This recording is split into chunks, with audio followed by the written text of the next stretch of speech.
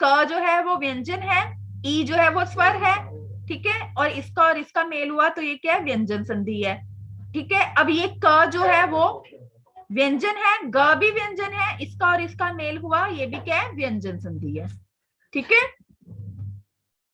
Okay ma'am. अब हम जो व्यंजन के हैं बच्चे, वो टोटल 13 नियम है, ठीक है। व्यंजन संधि के कुल 13 नियम है। तो एक एक नियम जो है आपने ध्यान से, कंसंट्रेशन से सुनना और समझना है, ठीक है। पहला नियम है, जब किसी वर्ग से पहले वर्ण, जब किसी वर्ग के पहले वर्ण, वर्ग पता है सबको कितने वर्ग हैं? No ma'am. 5 वर्ग हैं हमारे, ठीक है। व्यंजन के कितने वर्ग हैं? व्यंजनों में हमारे 5 वर्ग हैं। कौन कौन से हैं बच्चे वो वर्ग?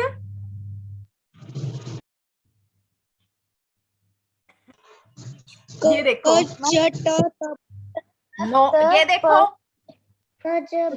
क वर्ग पहला है, क वर्ग, ठीक है। क वर्ग मतलब कि क, ख, ग, घ, ठीक है। फिर है हमारा च वर्ग। च वर्ग का मतलब क्या है? च, छ, ज, झ, ठीक है। लास्ट वाले जो है वर्ण हम वो नहीं लेंगे वर्ग के अंदर, ठीक है। फिर है हमारा ट वर्ग, इसी तरह से पहले 4 वर्ण आ जाएंगे, ट, ठ, ड, ढ, ठीक है। फिर है हमारा त वर्ग, ठीक है। फिर है हमारा प वर्ग। समझ आ गए ये 5 वर्ग कैसे हैं? सबको समझ आ गए, ठीक है। अब यस मैम। अब इन सब वर्ण के पहले 5, ये जो पहले पहले वर्ण है, मतलब क, च, ट, त और प, ये क्या है? पहले वर्ण है इनके वर्ग के, ठीक है।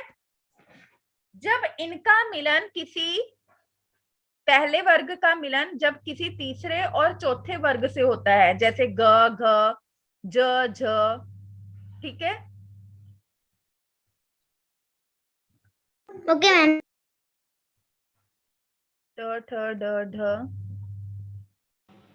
त, मैं फर्स्ट वाले का थर्ड या फोर्थ से, द, यस, ध, ठीक है। फर्स्ट वाले वर्ण का जो है थर्ड या फोर्थ से मिलन होता है, ठीक है। इतना बात समझ आ गई कि फर्स्ट वाले वर्ण का मिलन किससे है? थर्ड और फोर्थ वाले वर्ण से। ये समझ आ गया? Yes ma'am. अब आगे मैं बताती हूँ, इनके साथ प्लस य, र, ल, व और ह से, ठीक है। वो थे कि पहले सारे वर्ण हैं, उनका तीसरे और चौथे वर्णों के साथ प्लस साथ में, या फिर य, र, ल, व, ह से अगर मिलन होता है, ठीक है, तो हमें क्या करना है? हमें करना है कि जो क है उसको क्या बना देंगे हम? ग हलंत। क हलंत को क्या बना देंगे हम? ग हलंत, ठीक है। च हलंत को बना देंगे हम ज हलंत। ट हलंत को बना देंगे हम ड हलंत। त को बना देंगे हम द, और प को बना दिया हमने ब। समझ आ गया? मैम इनको यस मैम। अलग अलग क्यों कर दिया मैम? बच्चे संधि करनी है हमें, जब हमें इसको मिलाना है। एग्जाम्पल देखते हैं, ठीक है। एग्जाम्पल दिखाती हूँ मैं तुम्हें।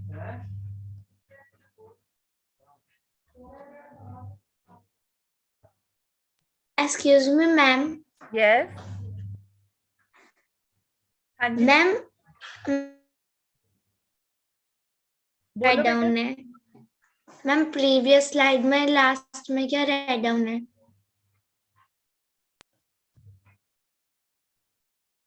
बच्चे कौन से वाला बच्चे? मन्नत मैम थर्ड पॉइंट, लेकिन अगर मैं वो बाद व्यंजन में का मन्नत स्टॉप स्टॉप, अभी मैं यहाँ पर फर्स्ट पॉइंट पे हूँ, ठीक है, यहाँ पर हूँ अभी मैं, यहाँ तक अभी हमने किया है, तो अभी यहीं पे रहो, आगे मत जाओ, ठीक है। मैं सारा आपको करवाऊंगी, जो जो मैं जितना मैं करवा रही हूँ ना, अगर उसमें कोई प्रॉब्लम है आप तब मुझसे पूछना, ठीक है। जो अभी करवाया ही नहीं है तो वो तो अभी कैसे पता लगेगा आपको, ठीक है। तो जितना जितना हो रहा है उस हिसाब से आप जो है अपने हैंड रेज कर सकते हैं, पूछ सकते हैं, जितना मैं करवा दिया। अब इसको देखना है हमें कि कैसे,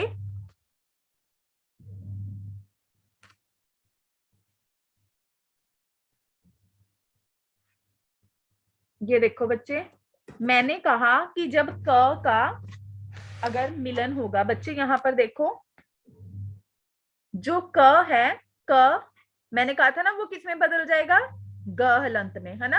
अब ये देखो यहाँ पर है ना वाक, क हलंत है ना बेटा, है ना। इसका मिलन किससे हुआ, स्वर से हुआ, हमारा ई, है ना। तो ये किस में बदल जाएगा, क वा ऐसे ही रहा, क की जगह हमने क्या लिख दिया, ग। ऊपर हमने यही पढ़ा ना कि क हलंत जो है वो ग में बदल जाएगा, है ना। तो ग में जब ये बदला, और ये ई जो है जब भी व्यंजन स्वर के साथ मिलता है तो वो मात्रा का रूप ले लेता है, तो ये ई जो है वो स्वर है, ये क्या बन जाएगी, ई की मात्रा, बड़ी ई है तो बड़ी ई की मात्रा, तो ये बन गया वागीश। समझ आई ऊपर वाली बात? यस। ठीक है। इसी तरह से अगला देखो क्या है, दिक, क है वहां पर, है ना। यहाँ पर क्या है, क हलंत जब अ से मिला, छोटे अ की तो कोई मात्रा नहीं ना होती, है ना। तो जब, लेकिन जब अ छोटा अ लगा है तो ग पूरा बन गया, तो ये क्या बन जाएगा, ग पूरा, दिगंबर, ठीक है। हलंत का मतलब क्या होता है कि वो वर्ण जो है पूरी आवाज नहीं है, उसकी आधा है वो, ठीक है।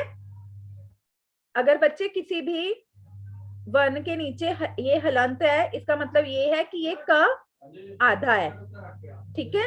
अगर ग हलंत है तो इसका मतलब क्या है, ये ग आधा है, ठीक है। आगे देखो यहाँ पर दिक, गज, अब क हलंत है, ठीक है। क हलंत है, जो क हलंत है वो क्या बनेगा हमारा, ग हलंत ना, इसका मतलब आधा ग, और ये वाला एक पूरा ग है, तो ये बन जाएगा दिग्गज। समझ आ गया क ग में कैसे परिवर्तन हो रहा है?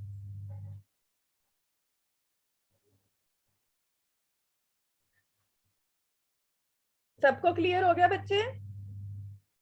Yes ma'am.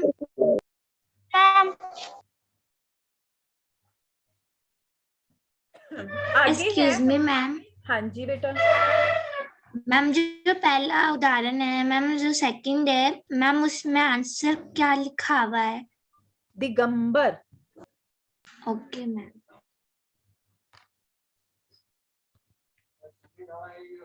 आगे है हमारा ट, ड में परिवर्तन, ट का ड हलंत में परिवर्तन।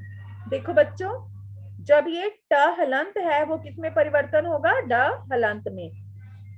ट आ है ना, तो वो क्या है, षडानन। ट और आ मिलके क्या बन जाएंगे, डा। इसी तरह से ये ट हलंत है, ये ड हलंत में बदल गया, ये बन गया षड्यंत्र। ये देखो ड हलंत पहले से है और एक, ठीक है। अगर इसको हमने खोल के लिखना है तो हम कैसे लिखेंगे, ट हलंत प्लस द, ठीक है, षट दर्शन। Amandeep, don't do anything on screen. Ma'am गलती साथ लग गया है। ओके, ठीक है। आगे देखो,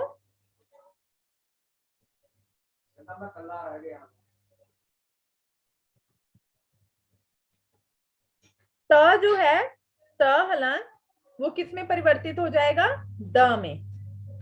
त हलंत जो है वो किस में परिवर्तित हो जाएगा बच्चे, द हलंत में।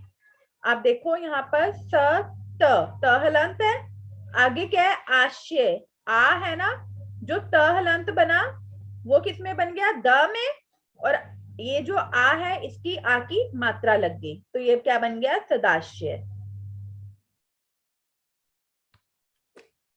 ठीक है, आगे देखो, फिर से त हलंत है, अगला क्या है, स्वर छोटा अ, तो ये क्या बना देगा इसको पूरा द हलंत की जगह क्या बना देगा, पूरा द, तदंतर। ठीक है, नेक्स्ट है त हलंत घ, तो जब घ है ये घ के साथ बन जाएगा द, और घ क्या है, पैर में आ जाएगा, उद्घाटन। ठीक है, प क्या है, प किस में परिवर्तित हो जाएगा, ब में। अब प हलंत है, आगे कोई भी जो है हमारे पास स्वर नहीं है तो वो आधा ही रह जाएगा, ब, आधा ब। इसी तरह से प हलंत है, आगे कोई भी हमारे पास स्वर नहीं है तो आधा ब, अब्द, अब्ज। ठीक है,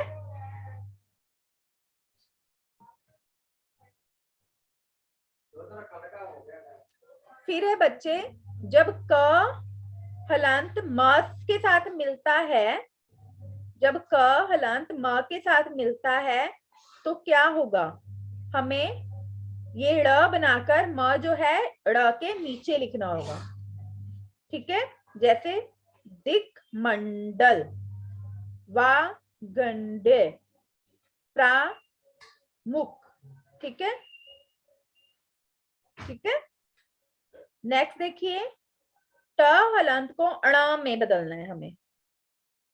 ठीक है, षट जमा मूर्ति, षट मूर्ति नहीं बनाएंगे हम, क्या बनाएंगे, षण मूर्ति। ट हलंत क्या बन जाएगा, न, अण, न नहीं अण, ट हलंत अण, शमुख, ट हलंत अण, शमाक, शमास। ठीक है, आगे है त हलंत का न में परिवर्तन, न हलंत में परिवर्तन। ठीक है बच्चे, जैसे त हलंत है,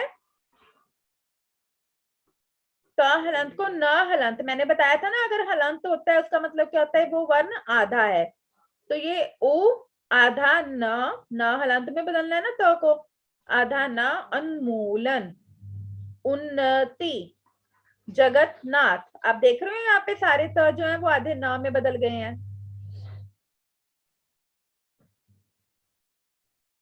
ठीक है,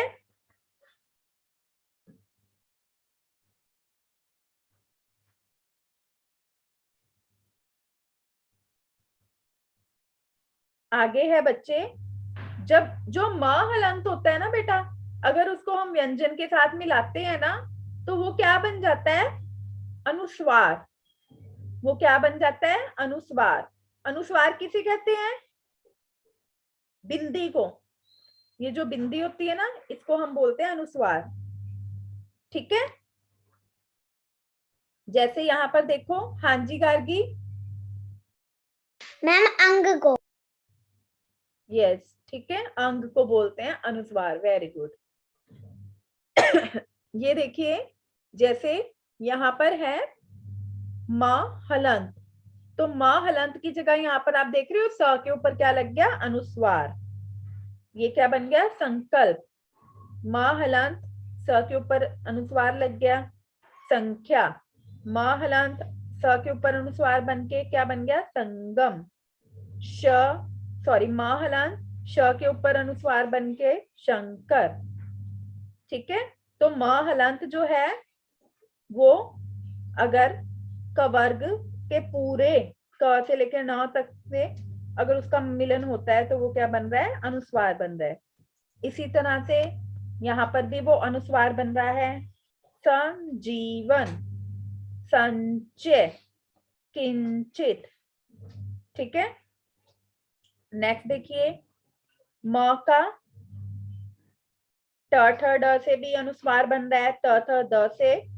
यहाँ पर देखिए, ट ठ ड ढ न से भी अनुस्वार बन रहा है, दंड, खंड। लेकिन अगर म का त थ द ध न, तो वर्ग वाले से हो रहा है मिलन, तो वो क्या बन रहा है बच्चे? आधा न। तब वो म क्या है? म हलंत क्या बन रहा है? आधा न। आपने देखा कवर्ग, चवर्ग और टवर्ग वाले से वो क्या बना था? अनुस्वार बना था, म हलंत। ठीक है, और वही अगर म हलंत त थ द ध न के साथ आता है तो वो क्या बनेगा? आधा न। आप इससे भी याद रख सकते हैं कि आधा न कब बनेगा? जब न वाली लाइन होगी। न वाली लाइन है ना ये, त थ द ध न, है ना? तो आप यहां से भी याद रख सकते हैं कि म हलंत जो है आधा न कब बनेगा? जब न वाली लाइन होगी। ठीक है, संदेह, संतोष, किन्नर। ठीक है, इसी तरह से अगर प फ ब भ म वाली लाइन है तो देखो ये म वाली लाइन है तो इसमें म हलंत आधा म बन जाएगा। ठीक है, संपूर्ण, ये देखो म हलंत आधा म बन गया। संभव, म हलंत आधा म बन गया। ठीक है, बस आज हम इतना ही करते हैं। ठीक है, आज आप जो है पूरा वीडियो देखने के लिए और लेटेस्ट एग्जाम अपडेट्स जानने के लिए डाउनलोड करें कैरियर डिफेंस स्कूल का एंड्रॉयड ऐप।